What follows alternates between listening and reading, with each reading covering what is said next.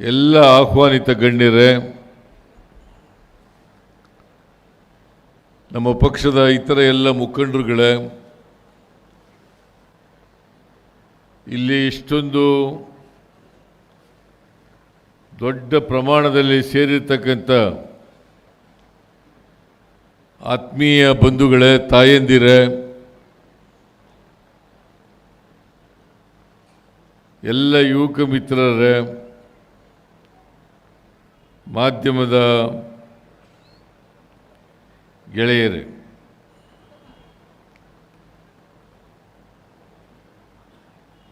ಇವತ್ತು ರೋಣ ಮತಕ್ಷೇತ್ರದಲ್ಲಿ GS ಪಾಟೀಲ್ ಅವರ ನೇತೃತ್ವದಲ್ಲಿ ಸುಮಾರು 196 ಕೋಟಿ 60 ಲಕ್ಷ ರೂಪಾಯಿಗಳ ಅಭಿವೃದ್ಧಿ ಕಾರ್ಯಕ್ರಮಗಳಿಗೆ ಚಾಲನೆಯನ್ನು ಕೊಡ್ತಾ ಇದ್ದೇವೆ. ಸುಮಾರು 17 ಕೋಟಿ 60 ಲಕ್ಷ ಉದ್ಘಾಟನೆ ಆಗ್ತಕ್ಕಂಥ ಕಾರ್ಯಕ್ರಮ ಮತ್ತು ಉಳಿದ 179 ಕೋಟಿ ರೂಪಾಯಿಗಳಿಗೆ ಶಂಕುಸ್ಥಾಪನೆ ಮಾಡ್ತಕ್ಕಂಥ ಕಾರ್ಯಕ್ರಮವನ್ನು ಇವತ್ತು ನೆರವೇರಿಸಿದ್ದೇವೆ. ಸುಮಾರು 200 ಕೋಟಿ ರೂಪಾಯಿಗಳು, 200 ಕೋಟಿ ರೂಪಾಯಿಗಳು ಅಭಿವೃದ್ಧಿ ಕಾರ್ಯಕ್ರಮಗಳಿಗೆ ಇವತ್ತು ಉದ್ಘಾಟನೆ ಮತ್ತು ಶಂಕುಸ್ಥಾಪನೆಯನ್ನು ಮಾಡಿದ್ದೇವೆ. ಅದರ ಜೊತೆಗೆ ಸಿರಿಧಾನ್ಯ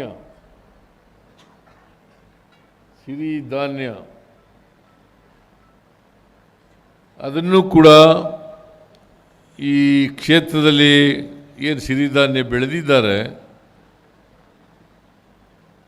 ಅದನ್ನು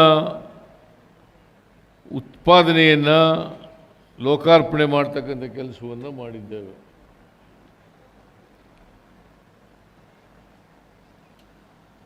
ಸಿರಿಧಾನ್ಯ ಇವತ್ತು ಅತ್ಯಂತ ಜನಪ್ರಿಯ ಆಗ್ತಾ ಇರ್ತಕ್ಕಂಥ ಉತ್ಪಾದನೆ. ಇಡೀ ಜಗತ್ತಿನಲ್ಲಿ ಇವತ್ತು ಸಿರಿಧಾನ್ಯವನ್ನು ಹೆಚ್ಚು ಬೆಳೀಲಿಕ್ಕೆ ಪ್ರಯತ್ನವನ್ನು ಮಾಡ್ತಾ ಇದ್ದಾರೆ. ಭಾರತ ದೇಶದಲ್ಲೂ ಬೆಳೀತಾ ಇದ್ದಾರೆ. ಕರ್ನಾಟಕ ರಾಜ್ಯದಲ್ಲೂ ಕೂಡ ನಾವು ಅದಕ್ಕೆ ಹೆಚ್ಚು ಪ್ರೋತ್ಸಾಹವನ್ನು ಕೊಡ್ತಾ ಇದ್ದೇವೆ. ಕಾರಣ ಯಾಕಪ್ಪ ಅಂತಂದರೆ, ಸಿರಿಧಾನ್ಯದಲ್ಲಿ ಹೆಚ್ಚು ನಾರಿನಾಂಶ ಇದೆ. ಹೆಚ್ಚು ನಾರಿನಾಂಶ ಇರ್ತಕ್ಕಂಥ ಒಂದು ಆಹಾರ ಪದಾರ್ಥಗಳ ಧಾನ್ಯಗಳು. ಈ ಧಾನ್ಯಗಳನ್ನು ಹೆಚ್ಚಾಗಿ ನಾವು ಬಳಸೋದ್ರಿಂದ ನಮ್ಮ ಶರೀರದಲ್ಲಿ ರೋಗ ನಿರೋಧಕ ಶಕ್ತಿ ಜಾಸ್ತಿ ಆಗ್ತದೆ. ಜೊತೆಗೆ ಪ್ರೋಟೀನ್ಸ್ ಹೆಚ್ಚು ಇರೋದ್ರಿಂದ ಈ ಸಿರಿಧಾನ್ಯಗಳಲ್ಲಿ ನಾರಿನಾಂಶ ಹೆಚ್ಚಿರೋದ್ರಿಂದ ಯಾರಿಗೆ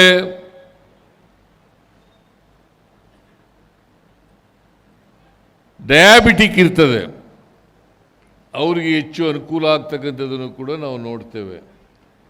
ಅದಕ್ಕಾಗಿ ಕರ್ನಾಟಕ ಸರ್ಕಾರ ಸಿರಿಧಾನ್ಯ ಬೆಳೀತಕ್ಕಂಥ ರೈತರಿಗೆ ಎಲ್ಲ ರೀತಿಯ ಪ್ರೋತ್ಸಾಹವನ್ನು ಕೊಡ್ತಕ್ಕಂಥ ಪ್ರಯತ್ನವನ್ನು ನಾವು ಮಾಡ್ತಾ ಇದ್ದೇವೆ ಅಂತಕ್ಕಂಥ ಮಾತುಗಳನ್ನು ಹೇಳಲಿಕ್ಕೆ ಬಯಸ್ತಾ ಇದ್ದೇನೆ.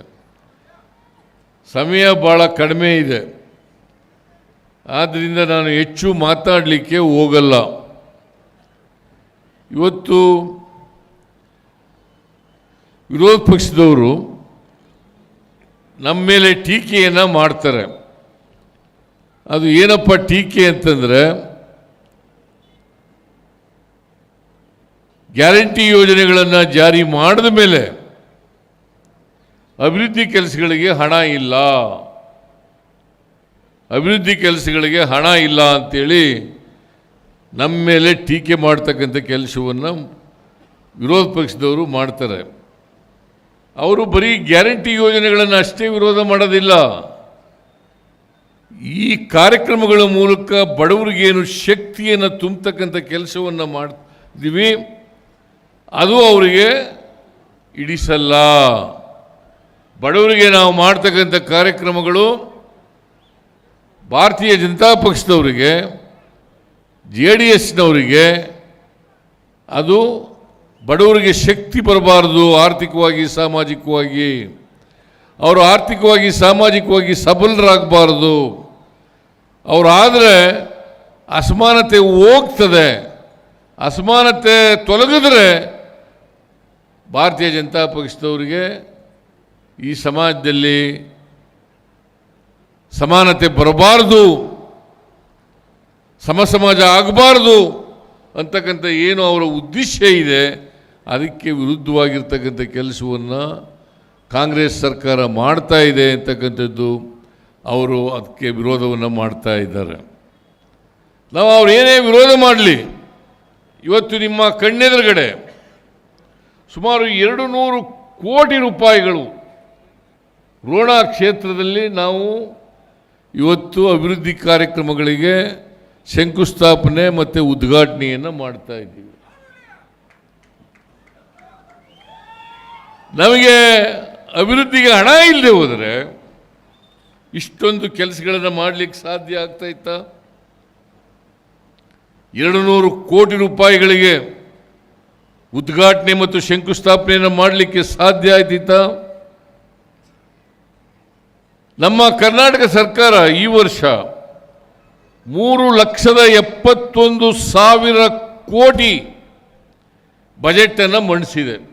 24-25ನೇ ಇಸ್ವಿಗೆ 3,71,000 ಕೋಟಿ ಬಜೆಟನ್ನು ಮಂಡಿಸಿದ್ದೀವಿ. ಅದರಲ್ಲಿ 1,20,000 ಕೋಟಿ ಅಭಿವೃದ್ಧಿಗೆ ಹಣವನ್ನು ಇಟ್ಟಿದ್ದೇವೆ. 1,20,000 ಕೋಟಿ ಗ್ಯಾರಂಟಿ ಯೋಜನೆಗಳಿಗೆ ನಮ್ಮ ಈ ವರ್ಷದ ಬಜೆಟ್ನಲ್ಲಿ ಇಟ್ಟಿರ್ತಕ್ಕಂಥ ಹಣ 52,009 ಕೋಟಿ ರೂಪಾಯಿಗಳು. 52,009 ಕೋಟಿ ರೂಪಾಯಿಗಳು. ಇನ್ನು ಉಳಿದಿರ್ತಕ್ಕಂಥ 160 ಕೋಟಿಗೂ ಹೆಚ್ಚು ಹಣವನ್ನು ನಾವು ಇವತ್ತು ಬರೀ ಅಭಿವೃದ್ಧಿ ಕೆಲಸಗಳಿಗೆ ಇಟ್ಟಿದ್ದೇವೆ ಅಂತಕ್ಕಂಥದ್ದನ್ನು ವಿರೋಧ ಪಕ್ಷದವರು ಅರ್ಥ ಮಾಡ್ಕೋಬೇಕು ಅಂತಕ್ಕಂಥ ಮಾತುಗಳನ್ನು ಹೇಳಲಿಕ್ಕೆ ಬಯಸ್ತಾ ಇದ್ದೇನೆ. ಟೀಕೆಗೋಸ್ಕರ ಟೀಕೆ ಮಾಡಬಾರ್ದು. ಪ್ರಜಾಪ್ರಭುತ್ವದ ವ್ಯವಸ್ಥೆಯಲ್ಲಿ ಟೀಕೆಗಳಿಗೆ ಅವಕಾಶ ಇರ್ತದೆ, ಆದರೆ ನಮ್ಮ ಟೀಕೆಗಳು ಸಲಹಾ ರೂಪದಲ್ಲಿರಬೇಕು, ರಚನಾತ್ಮಕವಾದಂಥ ರೀತಿಯಲ್ಲಿರಬೇಕು. ಅಂತಹ ಟೀಕೆಗಳಿಗೆ ನಾವು ಸ್ವಾಗತವನ್ನು ಬಯಸ್ತೇವೆ ಅಂತಕ್ಕಂಥ ಮಾತುಗಳನ್ನು ಈ ಸಂದರ್ಭದಲ್ಲಿ ಹೇಳಲಿಕ್ಕೆ ಬಯಸ್ತಾ ಇದ್ದೇನೆ. ನಾವು 5 ಗ್ಯಾರಂಟಿ ಯೋಜನೆಗಳನ್ನು ಘೋಷಣೆ ಮಾಡಿದಾಗ ಪಕ್ಷದ ವತಿಯಿಂದ ಪಕ್ಷದ ಪ್ರಣಾಳಿಕೆಯ ಮೂಲಕ ಘೋಷಣೆ ಮಾಡಿದಾಗ ನರೇಂದ್ರ ಮೋದಿ ಆದಿಯಾಗಿ ಕರ್ನಾಟಕದಲ್ಲಿರ್ತಕ್ಕಂಥ BJPಯವರು JDSನವರು ಟೀಕೆ ಮಾಡಿದರು. ಇವನ್ನ ಜಾರಿ ಮಾಡಲಿಕ್ಕೆ ಸಾಧ್ಯ ಇಲ್ಲ, ಅಸಾಧ್ಯವಾದಂಥ ಭರವಸೆಗಳನ್ನು ಜನರಿಗೆ ಕೊಟ್ಟಿದ್ದಾರೆ. ನಾನು ಇವತ್ತು ನಮ್ಮ ಪಕ್ಷ ಅಧಿಕಾರಕ್ಕೆ ಬಂದು ಕರ್ನಾಟಕದಲ್ಲಿ 1.5 ವರ್ಷ ಆಯಿತು. 1.5 ವರ್ಷದಲ್ಲಿ ಎಲ್ಲ ಕಾರ್ಯಕ್ರಮಗಳನ್ನು ಕೂಡ ಜಾರಿ ಮಾಡಿದ್ದೀವಿ. ನಾವು 1923 ಮೇ 20ನೇ ತಾರೀಕು ಪ್ರಮಾಣ ವಚನ ಸ್ವೀಕಾರ ಮಾಡಿ ನೇರವಾಗಿ ಕ್ಯಾಬಿನೆಟ್ ಹಾಲ್ಗೆ ಹೋಗಿ ಅವತ್ತೇ ತೀರ್ಮಾನ ಮಾಡೋದು 5 ಗ್ಯಾರಂಟಿ ಯೋಜನೆಗಳನ್ನು ಕೂಡ ಜಾರಿ ಮಾಡ್ತೇವೆ ಅಂತಕ್ಕಂಥ ಮಾತುಗಳನ್ನು ಹೇಳೋದು. ಜೂನ್ 11ಕ್ಕೆ ಜೂನ್ 11ಕ್ಕೆ 2023 ಶಕ್ತಿ ಯೋಜನೆಯನ್ನು ಚಾಲನೆ ಕೊಟ್ಟು ಶಕ್ತಿ ಯೋಜನೆಗೆ ಚಾಲನೆಯನ್ನು ಕೊಟ್ಟು ಜುಲೈ ತಿಂಗಳಲ್ಲಿ ಅನ್ನಭಾಗ್ಯ ಕಾರ್ಯಕ್ರಮ ಗೃಹಜ್ಯೋತಿ ಕಾರ್ಯಕ್ರಮವನ್ನು ಜಾರಿಗೆ ಕೊಟ್ಟು ಆಗಸ್ಟ್ ತಿಂಗಳಲ್ಲಿ ಮೈಸೂರಿನಲ್ಲಿ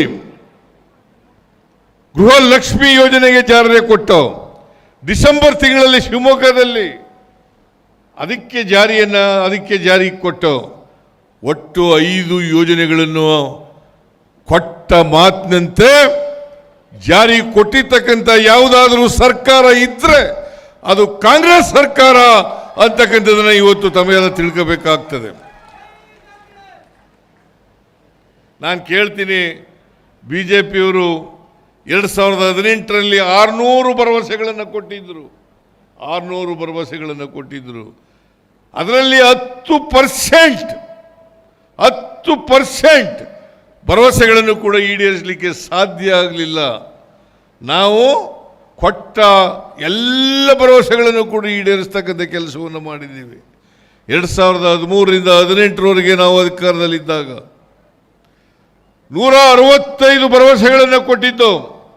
165 ಭರವಸೆಗಳಲ್ಲಿ 158 ಭರವಸೆಗಳನ್ನು ಈಡೇರಿಸಿತು. ಅನ್ನಭಾಗ್ಯ, ಕ್ಷೀರಭಾಗ್ಯ, ಕ್ಷೀರಧಾರೆ, ಕೃಷಿ ಭಾಗ್ಯ, ಶಾದಿ ಭಾಗ್ಯ, ಪಶು ಭಾಗ್ಯ, ಶೂ ಭಾಗ್ಯ, ಮನಸ್ವಿನಿ, ಮೈತ್ರಿ, ಇಂದಿರಾ ಕ್ಯಾಂಟೀನ್, ಸಾಲ ಮನ್ನಾ ಮಾಡಿದ್ದು. ಅವರು ಸಾಲ ಮನ್ನಾ ಮಾಡ್ತೀವಿ ಅಂತ ಹೇಳಿದ್ರು. ಅದೇ ಸಾಲ ಮನ್ನಾ ಮಾಡಿ ಅಂತ ನಮ್ಮ ಪಕ್ಷದವರು ಕೇಳಿದಾಗ ನಮ್ಮ ಹತ್ರ ನೋಟ್ ಪ್ರಿಂಟ್ ಮಾಡ್ತಕ್ಕಂಥ ಮಿಷಿನ್ ಇಲ್ಲ ಅಂತ ಹೇಳಿ ಇದೇ ಯಡಿಯೂರಪ್ಪನವರು ಹೇಳಿದ್ರು. ನೋಟ್ ಪ್ರಿಂಟ್ ಮಾಡೋ ಮಿಷಿನ್ ಇಲ್ಲ. ಅವ್ರ ಹತ್ರ ಯಾವ ಮಿಷಿನ್ ಇದೆಯಪ್ಪ ಅಂತಂದ್ರೆ ನೋಟ್ ಎಣಸ ಮಿಷಿನ್ ಇದೆಯೋ ಹೊರತು ನೋಟ್ ಪ್ರಿಂಟ್ ಮಾಡ್ತಕ್ಕಂಥ ಮಿಷಿನ್ ಇಲ್ಲ. ಅದರಿಂದ ಇವತ್ತು ರೋಣ ತಾಲೂಕು ಒಂದರಲ್ಲೇ ಸುಮಾರು 337 ಕೋಟಿ ರೂಪಾಯಿಗಳ ಗ್ಯಾರಂಟಿ ಯೋಜನೆಗಳು ಜಾರಿಯಾಗಿದ್ದಾವೆ. ಸುಮಾರು 218 ಲಕ್ಷ ಕುಟುಂಬಗಳು ಇದರ ಲಾಭವನ್ನು ಪಡೀತಾ ಇದ್ದಾವೆ. 218 ಲಕ್ಷ ಕುಟುಂಬಗಳು ಇದರ ಲಾಭವನ್ನು ಪಡೀತಾ ಇದ್ದಾವೆ. ಕರ್ನಾಟಕದಲ್ಲಿ ಸುಮಾರು 4,500 ಕೋಟಿಗೂ ಹೆಚ್ಚು ಜನ ಇದರ ಲಾಭವನ್ನು ಪಡೀತಾ ಇದ್ದಾರೆ. ಇವತ್ತು ಕರ್ನಾಟಕದಲ್ಲಿ 56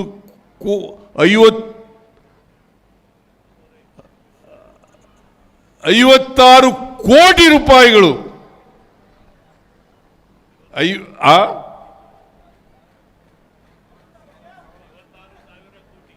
56,000 ಕೋಟಿ ರೂಪಾಯಿಗಳನ್ನು ಇದಕ್ಕೋಸ್ಕರ ಖರ್ಚು ಮಾಡ್ತಾ ಇದ್ದೀವಿ. ನೀರಾವರಿಗೂ ಖರ್ಚು ಮಾಡ್ತಾ ಇದ್ದೀವಿ, ಬ್ರಿಡ್ಜ್ಗಳನ್ನು ಮಾಡಲಿಕ್ಕೂ ಖರ್ಚು ಮಾಡ್ತಾ ಇದ್ದೀವಿ, ರಸ್ತೆಗಳನ್ನು ಮಾಡಲಿಕ್ಕೂ ಖರ್ಚು ಮಾಡ್ತಾ ಇದ್ದೀವಿ, ಕುಡಿಯೋ ನೀರು ಕೊಡಲಿಕ್ಕೂ ಖರ್ಚು ಮಾಡ್ತಾ ಇದ್ದೀವಿ. ಯಾವ ಕೆಲಸ ನಿಂತಿದೆ ಹೇಳಿ ನೋಡೋಣ? ಪರಿಶಿಷ್ಟ ಜಾತಿ ಪರಿಶಿಷ್ಟ ವರ್ಗದ ಜನರಿಗೆ ಸುಮಾರು 39,121 ಕೋಟಿ ರೂಪಾಯಿಗಳನ್ನು ಖರ್ಚು ಮಾಡ್ತಾ ಇದ್ದೀವಿ. ನೀವು ಖರ್ಚು ಮಾಡಿದ್ರಾ? ಇವತ್ತು ಬಿಜೆಪಿಯವರನ್ನ ಕೇಳಬೇಕಾಗ್ತದೆ. ನೀವು ಖರ್ಚು ಮಾಡೋಕ್ಕಾಗಲಿಲ್ಲ. ಸುಳ್ಳು ಹೇಳ್ಕೊಂಡು ಜನರನ್ನ ಒಬ್ಬರ ಮೇಲೆ ಒಬ್ಬರನ್ನ ಎತ್ಕಟ್ಕೊಂಡು ಧರ್ಮದ ಆಧಾರದ ಮೇಲೆ, ಜಾತಿಯ ಆಧಾರದ ಮೇಲೆ ರಾಜಕಾರಣ ಮಾಡಿ ಇವತ್ತು ಇಡೀ ಸಮಾಜವನ್ನು ಒಡೆಯತಕ್ಕಂಥ ಪ್ರಯತ್ನವನ್ನು ಮಾಡಿದ್ರಿ. ಆದರೆ ನಾವು ಸರ್ವ ಜನಾಂಗದ ಶಾಂತಿಯ ತೋಟವನ್ನು ಮಾಡಬೇಕು. ಬಡವರು ಬಲ್ಲಿದರ ಅಂತರ ಕಡಿಮೆ ಆಗಬೇಕು. ಮಹಿಳೆಯರಿಗೆ ದಲಿತರಿಗೆ, ಹಿಂದುಳಿದವರಿಗೆ, ಅಲ್ಪಸಂಖ್ಯಾತರಿಗೆ, ರೈತರಿಗೆ, ಇವರಿಗೆ ಆರ್ಥಿಕವಾಗಿ ಸಾಮಾಜಿಕವಾಗಿ ಶಕ್ತಿಯನ್ನು ತುಂಬಬೇಕು. ಇದು ನಮ್ಮ ಉದ್ದೇಶ. ಇದಕ್ಕೋಸ್ಕರವಾಗಿ ಕಾಂಗ್ರೆಸ್ ಸರ್ಕಾರ ತನ್ನ ಎಲ್ಲ ಪ್ರಾಮಾಣಿಕ ಪ್ರಯತ್ನವನ್ನು ಮಾಡ್ತಾ ಇದೆ. ಇವತ್ತು ನಾವು ಸಂವಿಧಾನವನ್ನು ರಕ್ಷಣೆ ಮಾಡಲಿಕ್ಕೋಸ್ಕರ, ಪ್ರಜಾಪ್ರಭುತ್ವವನ್ನು ಉಳಿಸಲಿಕ್ಕೋಸ್ಕರ ನಾವು ಎಲ್ಲ ಜನರನ್ನು ಒಟ್ಟಿಗೆ ತಗೊಂಡು ಹೋಗ್ತಕ್ಕಂಥ ಪ್ರಯತ್ನವನ್ನು ಮಾಡ್ತಾ ಇದ್ದೀವಿ. ಅವರು ಮುಸ್ಲಿಂ ಧರ್ಮಕ್ಕೆ ಸೇರಿರಲಿ, ಹಿಂದೂ ಧರ್ಮಕ್ಕೆ ಸೇರಿರಲಿ, ಕ್ರಿಶ್ಚಿಯನ್ ಧರ್ಮಕ್ಕೆ ಸೇರಿರಲಿ, ಬೌದ್ಧ ಧರ್ಮಕ್ಕೆ ಸೇರಿರಲಿ, ಜೈನ ಧರ್ಮಕ್ಕೆ ಸೇರಿರಲಿ, ಎಲ್ಲ ಜನರನ್ನು ಕೂಡ ಒಟ್ಟಿಗೆ ತಗೊಂಡು ಹೋಗ್ತಕ್ಕಂಥ ಪ್ರಯತ್ನ ಮಾಡ್ತಾ ಇರ್ತಕ್ಕಂಥದ್ದು ಕಾಂಗ್ರೆಸ್ ಪಕ್ಷ ಅಂತಕ್ಕಂಥದ್ದನ್ನು ಇವತ್ತು ತಮಗೆ ತಿಳಿಸಲಿಕ್ಕೆ ಬಯಸ್ತಾ ಇದ್ದೇನೆ. ಅದರಿಂದ ಸಮಾಜದಲ್ಲಿ ಸಮಾಜವನ್ನು ನಿರ್ಮಾಣ ಮಾಡಬೇಕು. ಬಸವಣ್ಣವರು ಇದನ್ನೇ ಹೇಳಿದ್ದು, ಸಮಾಜ ಮಾಡಬೇಕು. ಅಂಬೇಡ್ಕರ್ ಇದನ್ನೇ ಹೇಳಿದ್ದು, ಮಹಾತ್ಮ ಗಾಂಧಿ ಇದನ್ನೇ ಹೇಳಿದ್ದು, ಬುದ್ಧ ಇದನ್ನೇ ಹೇಳಿದ್ದು. ಸಮಾಜವನ್ನು ನಿರ್ಮಾಣ ಮಾಡಬೇಕು ಅಂತಕ್ಕಂಥದ್ದು ನಮ್ಮ ಉದ್ದೇಶ. ಜಾತಿ ವ್ಯವಸ್ಥೆಯನ್ನು ತೊಲಗಿಸಿ ಸಮಾನತೆಯ ಸಮಾಜವನ್ನು ನಿರ್ಮಾಣ ಮಾಡಬೇಕು ಅಂತಕ್ಕಂಥದ್ದು ನಮ್ಮ ಉದ್ದೇಶ. ಅದಕ್ಕೋಸ್ಕರ ನೀವೆಲ್ಲ ನೋಡಿರ್ಬೋದು, ಈಗ ಇತ್ತೀಚೆಗೆ ಒಂದು ವರದಿಯಾಗಿದೆ. ಅದೇನಪ್ಪ ಅಂತಂದರೆ, ಗದಗ ಜಿಲ್ಲೆ ಗಜೇಂದ್ರಗಢದಲ್ಲಿ, ಮೊನ್ನೆ ನಿಮ್ಮ ರೋಣ ಕ್ಷೇತ್ರದಲ್ಲಿ ಬರ್ತಕ್ಕಂಥದ್ದು ಗಜೇಂದ್ರಗಢದಲ್ಲಿ ಏನಾಗಿದೆ ಅಂತಂದರೆ, ಗೃಹಲಕ್ಷ್ಮಿ ಯೋಜನೆಯಲ್ಲಿ ಆ ದುಡ್ಡನ್ನು ಉಳಿಸಿ ಕೊಳವೆ ಬಾವಿಯನ್ನು ತೋಡಿಸಿದ್ದಾರೆ. ದುಡ್ಡನ್ನು ಉಳಿಸಿ, ಗೃಹಲಕ್ಷ್ಮಿ ದುಡ್ಡನ್ನು ಉಳಿಸಿ, ಅವ್ರ ಮಗನಿಂದ ಬರ್ತಕ್ಕಂಥ ಆದಾಯವನ್ನು ಸ್ವಲ್ಪ ಬಳಸ್ಕೊಂಡು ಗೃಹಲಕ್ಷ್ಮಿ ಯೋಜನೆಯನ್ನು ಬೆಳೆಸಿದ್ದೀವಿ. ಇಂಥ ಅನೇಕ ನಿದರ್ಶನಗಳನ್ನು ಇವತ್ತು ಕರ್ನಾಟಕ ರಾಜ್ಯದಲ್ಲಿ ನೋಡಲಿಕ್ಕೆ ಸಾಧ್ಯ ಆಗ್ತದೆ. ಅದರಿಂದ ಇವತ್ತು ಗೃಹಲಕ್ಷ್ಮಿ, ಗೃಹಜ್ಯೋತಿ, ಅನ್ನಭಾಗ್ಯ, ಶಕ್ತಿ ಯೋಜನೆ, ಯುವ ನಿಧಿ, ಈ ಕಾರ್ಯಕ್ರಮಗಳನ್ನು ನೇರವಾಗಿ ಫಲಾನುಭವಿಗಳಿಗೆ ತಲುಪಿಸ್ತಕ್ಕಂಥ ಕೆಲಸವನ್ನು ಮಾಡ್ತಾ ಇದ್ದೇವೆ. ಮಧ್ಯವರ್ತಿಗಳಿಲ್ಲ, ಲಂಚದ ಹಾವಳಿ ಇಲ್ಲ, ನೇರವಾಗಿ ಫಲಾನುಭವಿಗಳಿಗೆ ಅವರ ಅಕೌಂಟಿಗೆ ನಾವು ದುಡ್ಡು ಕೊಡ್ತಕ್ಕಂಥ ಕೆಲಸವನ್ನು ಮಾಡ್ತಾ ಇದ್ದೀವಿ. ಅದರಿಂದ ಈ ನಮ್ಮ ಎಲ್ಲ ಯೋಜನೆಗಳು ಕೂಡ ಆರ್ಥಿಕವಾಗಿ ಸಾಮಾಜಿಕವಾಗಿ ಶಕ್ತಿ ತುಂಬತಕ್ಕಂಥ ಯೋಜನೆಗಳೇ ಹೊರತು समानते समाज। पहली बार प्योर काऊ घी से बने हिमालय बेबी केयर प्रोडक्ट्स, क्योंकि सेंसिटिव स्किन वाली बेबीज को चाहिए अंदरूनी शक्ति। छोटे थे तो माँ प्यार से मूर्ख बुलाती थी, मूर्खाना। ತೋಟ ಮಾಡೋದರಲ್ಲಿ ನಂಬಿಕೆ ಇಟ್ಕೊಂಡಿರ್ತಕ್ಕಂಥವ್ರು ಅಂತಕ್ಕಂಥ ಮಾತುಗಳನ್ನು ಹೇಳಿ ಇವತ್ತು ರೋಣ ತಾಲೂಕಿನಲ್ಲಿ ನಮ್ಮ GS ಪಾಟೀಲರು ಶಾಸಕರಾದ ಮೇಲೆ ಭಾಳಷ್ಟು ಅಭಿವೃದ್ಧಿ ಕೆಲಸಗಳನ್ನು ಮಾಡ್ತಾ ಇದ್ದಾರೆ. ಅವರು ಯಾವಾಗಲೂ ನನ್ನ ಭೇಟಿ ಮಾಡುವಾಗ ಅಭಿವೃದ್ಧಿ ಕೆಲಸಗಳಿಗೆ ಮಾತ್ರ ನನ್ನನ್ನು ಭೇಟಿ ಮಾಡ್ತಾರೆ ಹೊರತು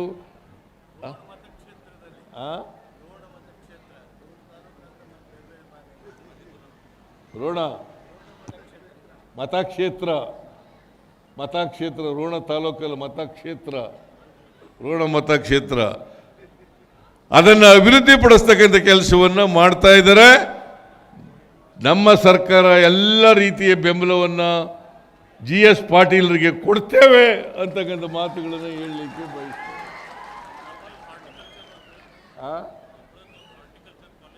ಎಲ್ಲಿ ಡಂಬಳದಲ್ಲಿ ಹೊಸ ಆರ್ಟಿಕಲ್ ಕಲ್ಚರ್ ಅದು ಹೇಳ್ತೀನಪ್ಪ. ಮುಂದಿನ ಬಜೆಟ್ನಲ್ಲಿ ಡಂಬಳದಲ್ಲಿ ಹೊಸ ಹಾರ್ಟಿಕಲ್ಚರ್ ಕಾಲೇಜ್ ಬೇಕು ಅಂತೇಳಿ ಒತ್ತಾಯವನ್ನು ಮಾಡ್ತಾ ಇದ್ದಾರೆ. ಅದನ್ನು 100ಕ್ಕೆ 100 ಪರಿಗಣಿಸ್ತೇವೆ ಅಂತಕ್ಕಂಥ ಮಾತುಗಳನ್ನು ಹೇಳಲಿಕ್ಕೆ ಬಯಸ್ತೇವೆ.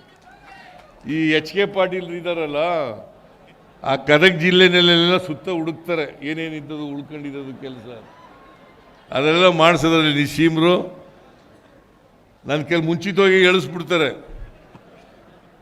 ಆಮೇಲೆ ವಿಧಿ ಇಲ್ಲದೇ ಕೆಲಸ ಮಾಡಬೇಕಾಗಿ ಬರ್ತದೆ. ಅದೇನೇ ಇರಲಿ, ದಂಬಳದಲ್ಲಿ ಒಂದು ಆರ್ಟಿಕಲ್ಚರ್ ಕಾಲೇಜು ಬೇಕು ಅಂತಕ್ಕಂಥ ಒತ್ತಾಯ ಇದೆ. ಅದನ್ನು ನಾವು ಪಾಸಿಟಿವ್ ಆಗಿ ಕನ್ಸಿಡರ್ ಮಾಡ್ತೇವೆ ಅಂತಕ್ಕಂಥ ಮಾತುಗಳನ್ನು ಹೇಳಲಿಕ್ಕೆ ಬಯಸ್ತಾ ಇದ್ದೇನೆ.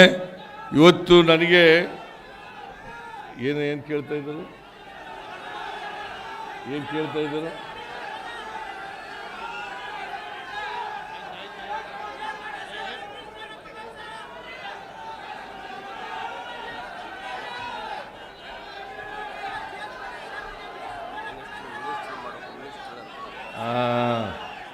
ಇಲ್ಲ, GS ಪಾಟೀಲ್ರು ಮಿನಿಸ್ಟರ್ ಆಗಲಿಕ್ಕೆ ಅರ್ಹರು.